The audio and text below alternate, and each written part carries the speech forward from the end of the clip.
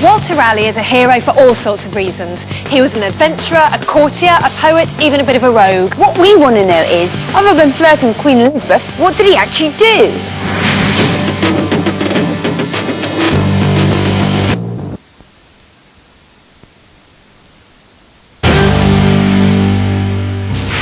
Walter Raleigh was born into a wealthy Devon family in about 1552, though no one's quite sure of the exact date.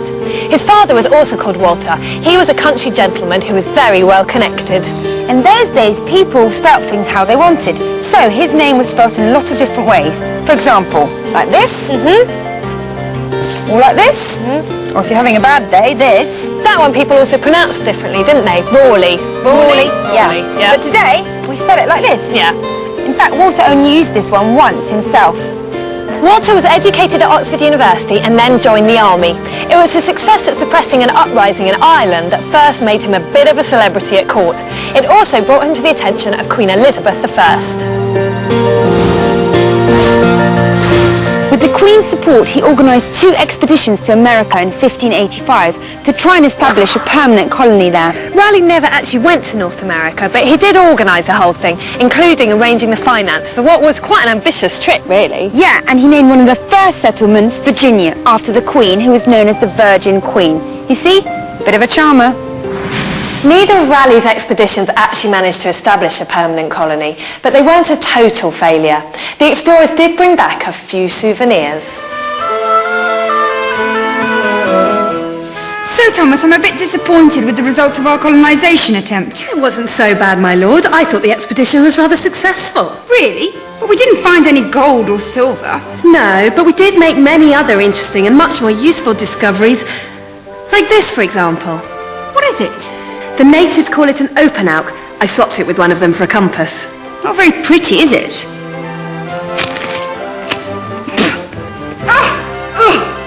You're supposed to boil it first, my lord. So what's so special about it? Well, it requires much less land than oats or wheat. Well, because it grows underground, it's not affected by the bad weather. It's also very filling for a vegetable. Interesting. Maybe I'll plant it here in Ireland first and see how it goes. Now tell me, what else have you brought for me? That doesn't look particularly exciting either. Now that is a very peculiar thing. The Spaniards call it tobacco. They dry its leaves, put it in a clay pipe and smoke it. Sounds dreadful. Doesn't it? Why would they do that? I think it must be a form of medicine, my lord. It was right here in these kitchens at Sherborne Castle in Dorset that all Walter's food was prepared for him when he lived here. I reckon many a potato feast was rustled up for him in here. And what a brilliant food the potato turned out to be. Think about it. Crisps, roast potatoes, chips, which Fran scoffs down all the time. Yeah, my favourite. And my favourite, mashed potato. It's a bit lumpy. It's not ready yet. With tobacco, though, it took people a little longer to figure out exactly what to do with it. There's a famous story about it that's said to have happened at this stone seat, which overlooks the gardens at Sherborne Castle. It's where Walter used to come when he fancied a bit of peace and quiet. One day he was sitting smoking his pipe when a servant, seeing smoke everywhere, assumed there was a fire and threw a jug of ale all over him. I don't think Walter was very impressed, but he was only trying to help. So this is the actual pipe that Walter Raleigh used to smoke as he gallivanted around town. It's very large and it's an odd shape. Yeah, isn't it? Do you think that's his face engraved on it? I don't know. It's supposed to have been given to him by Native Americans. I think I can still smell the tobacco. Queen Elizabeth I was the daughter of King Henry VIII and his second wife, Anne Boleyn. She reigned between 1558 and 1603 and was an incredible queen. Here are a few weird old facts we found out about her and her reign. Before she became queen, Elizabeth was imprisoned by her own half-sister, Mary. Mary was scared she was going to try and steal the throne from her. In the 1500s, pale skin was a sign of nobility, wealth and beauty. Makeup called ceruse was used, which was a mixture of white lead and vinegar. It was very poisonous and often led to horrible skin damage. Men with facial hair had to pay a beard tax. Beards became a way to show off how rich you were, and men began to powder, colour, curl and even perfume their beards. Some even slept with their beards sandwiched in between wooden presses to try and protect them at night. Weird. And although Elizabethans weren't known for their cleanliness, Elizabeth herself had the highest standards when it came to washing. Apparently, she took a bath once a month, whether she needed it or not. She was the Queen after all. What kind of stuff would Walter Raleigh have worn? Well... Oh, A lot of orange. these are such a weird shape. Now hang on a minute. There's this weird thing which is called a codpiece. Yeah, this is a codpiece.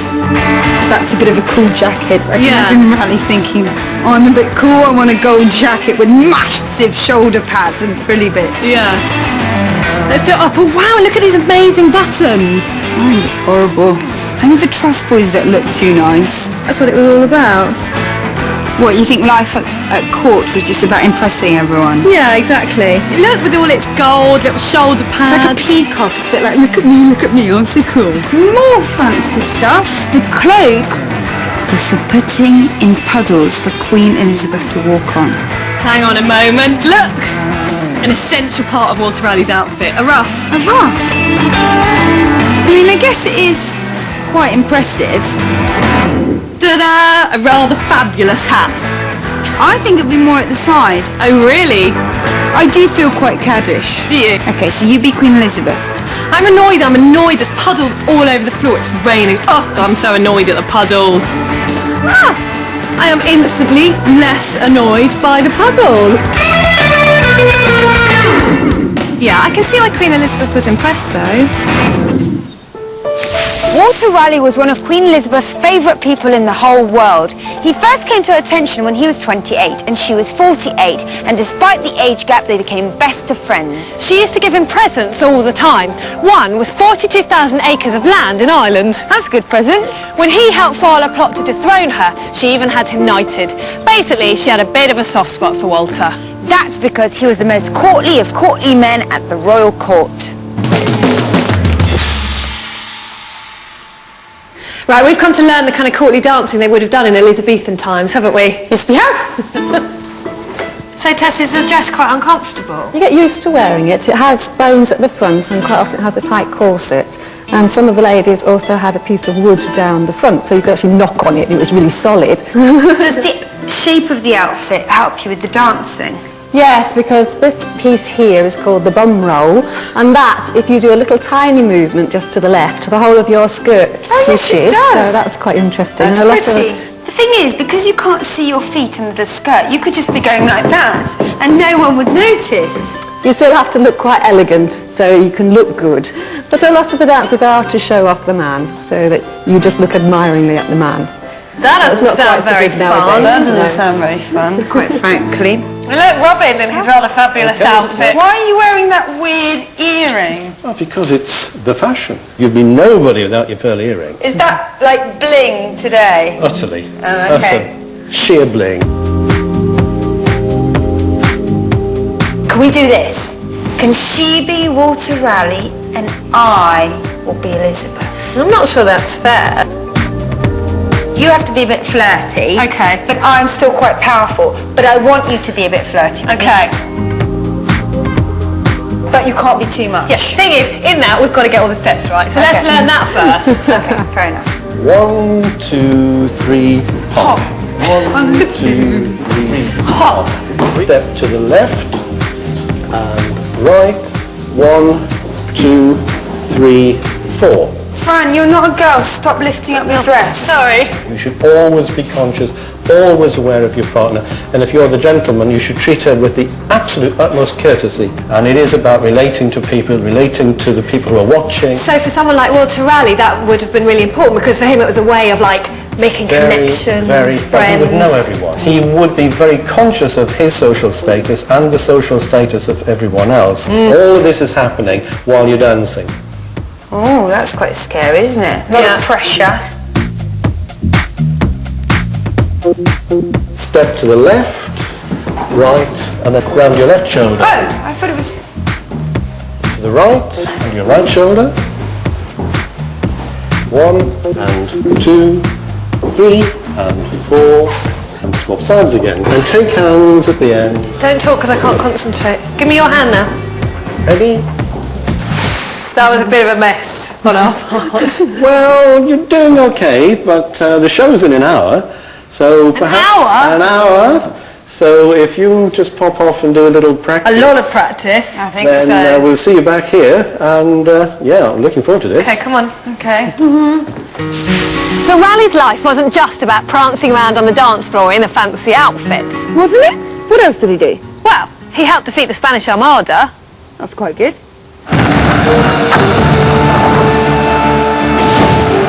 In 1588, war broke out between England and Spain. They disagreed about lots of political and religious things for a while, but most recently the Spanish were annoyed because Queen Elizabeth had had Mary Queen of Scots executed.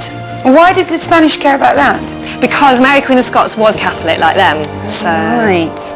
So the Spanish king, Philip II, sent out a massive fleet of ships onto England. This was called the Armada.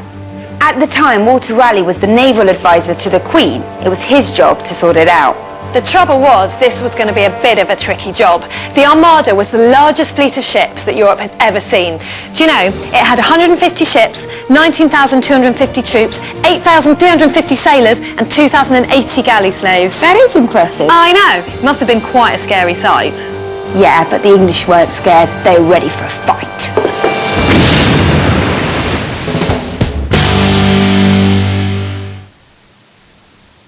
The Armada was finally defeated by the British Navy, helped a bit by the bad weather.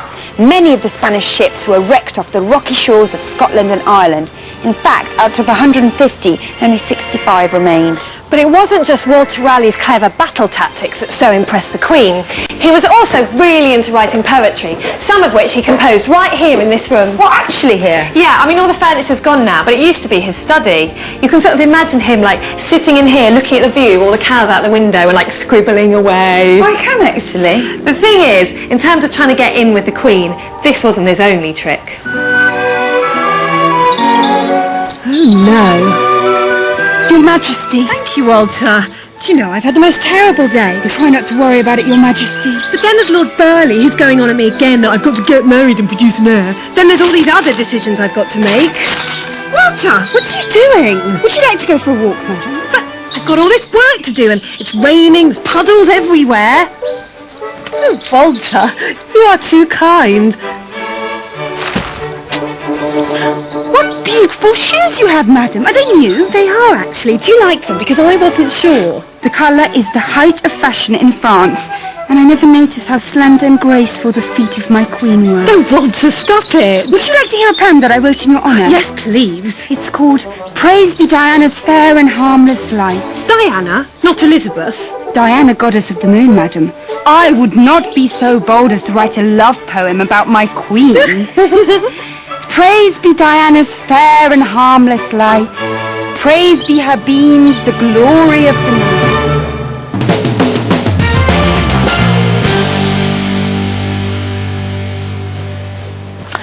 So, Ben, what we want to know is why do we still remember Walter Raleigh? Wasn't he just a bit of a slimy, smooth talker? Well, in a way, yes. He was this immense personality that drew people towards him, including the Queen. He was a real charmer, but also he was also very intelligent. So it wasn't just being a slimy, smooth talker. He wrote lots of books. He wrote poetry. He wrote one book called The History of the World. So there's a lot behind his smooth talking, quick words. He was an immense personality, and that's why we remember him. Because remember, he came from nowhere, and he had to compete with these big aristocrats who dominated court and politics. So he had to talk his way in. Was he quite good looking?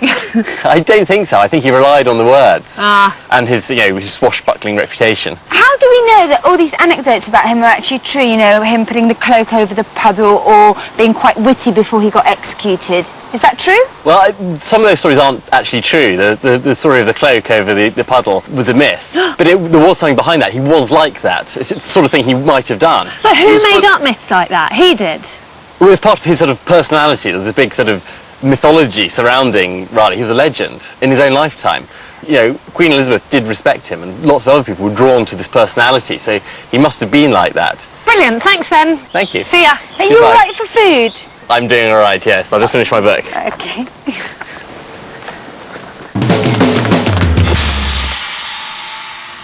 Now now that we know our courtly dancing steps, we have to practice lots because we have a performance in an hour. Come on. So I'm holding your hand, John. Oh, wrong leg, sorry. 1, 2, 3, hop. Hop. Now do a hop on that bit. Hang on. Don't think Queen Elizabeth would have had to do her shoelace up. 1, 2, 3, 4. I literally don't know what comes Isn't next. it? Oh, you go left and then I... Oh, this is a bit we do separately? Yeah. Okay. Me. 1. Flirty looking, 30 looking. 3. There you go. Should we try doing it double speed? 1, 2, 3, hop. Me left. Curtsy. 1, 2, 3, hop. Flirty look, flirty look, flirty look. Turn. No, we sort of know it. I don't feel like I know it, but anyway. Oh, hey, you two really do look different to the way you did Yeah. an hour ago. We feel very different too. And you've learnt the dance? We've practiced a lot, so we'll see. No, we haven't practiced that much. All right, we've practiced a bit, so we'll see.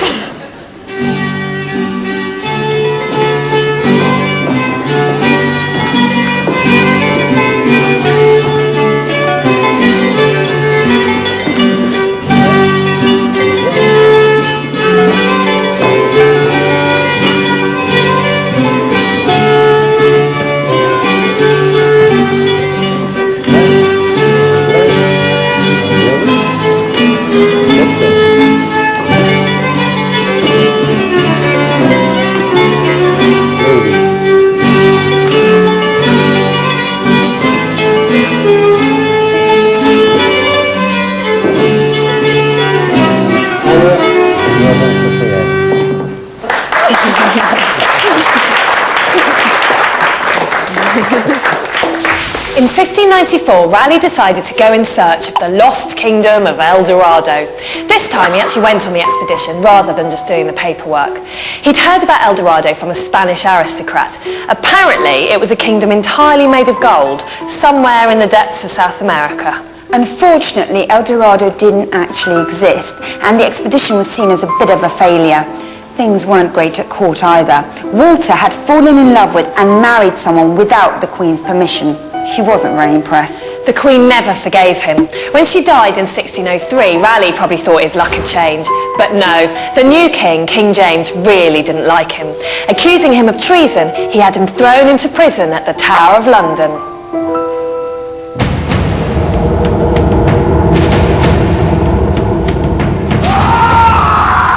The trial was a bit of a joke, really. I mean, all that Raleigh had to defend himself was this letter from his friend Lord Cobham, which he'd had thrown through his prison window, tied round an apple. Why an apple?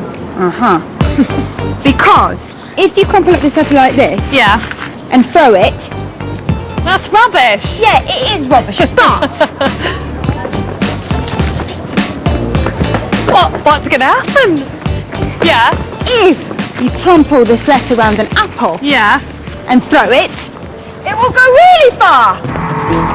Raleigh tried his best to use the letter from Cobham to get him off the hook, but his prosecutor, Sir Edward Coke, just screamed back at him, "Thou art a monster! Thou art an English face with a Spanish heart!" It was a bit of an insult to be called Spanish back then. Not surprisingly, Raleigh was sent to the bloody tower for 13 years.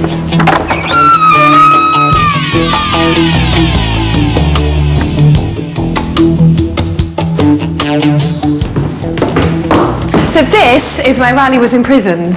Yeah, it doesn't look that bad. No, it's not the kind of prison we think of today. Like here he was allowed visitors and fun food sometimes. And his son was born here and his wife could come and hang out, so it was all right. Yeah. And actually he was allowed to walk around outside, so he wasn't completely confined. Yeah, it must have been a bit miserable though. And also compared to his massive palaces. Yeah, exactly. I think it's probably quite Like what would he do all day? Well, he wrote a book, The History of the World, which I think yeah. probably took a bit of time. Okay. There's also upstairs.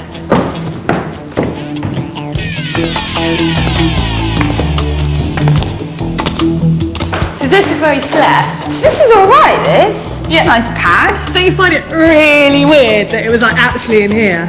Yeah, I do, but I find it surprisingly nice. It's quite light, quite airy, the sun streaming in through the window, it's fine. Yeah. Makes me want to tap dance, it's so big. No, I wouldn't do that. Bit of respect, Fran. Yeah.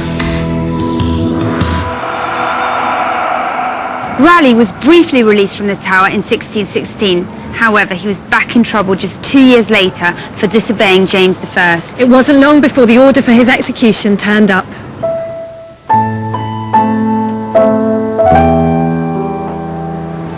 On the morning of his execution, he took communion, followed by breakfast and some tobacco. He dressed smartly in a satin doublet, taffeta black breeches and a black velvet cloak.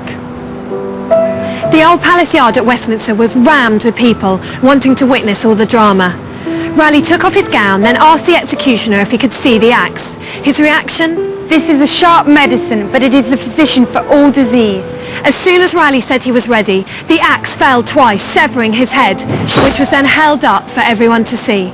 Someone in the crowd shouted, "We have not such another head to be cut off." The crowd fell silent. It was the end of an era.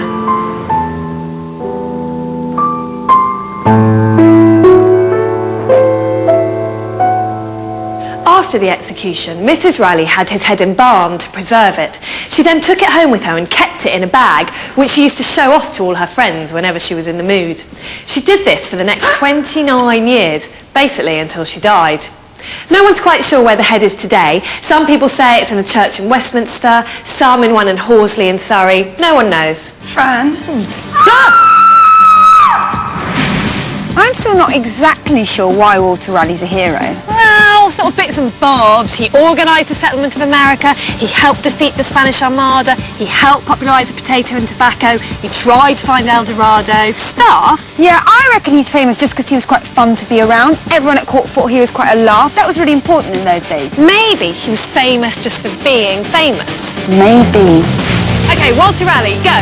Walter Raleigh, or Raleigh, was a courtier and Queen Elizabeth's best friend. Yeah. He really liked potatoes and was a bit of a mover and shaker, literally. He did something with the Armada, don't really know what, boring. Then he went to prison, had apples thrown through his window, wrote a really long and smoked a pipe.